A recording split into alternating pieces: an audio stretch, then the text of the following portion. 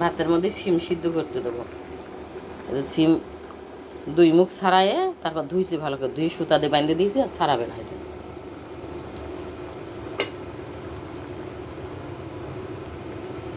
ভাতের সাথে সাথে সিম সিদ্ধ হয়ে যাবে।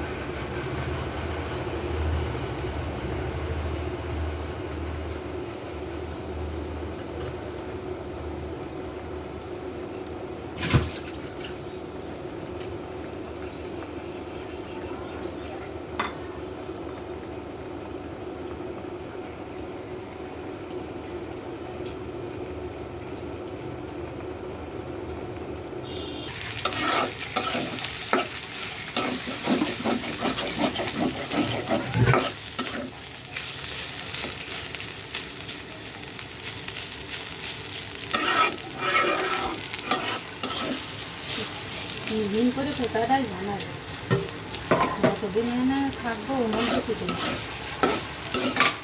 কলা গাছের থোর, কলা গাছের ভিতরে যে থোর থাকে সে থোর ভাজি।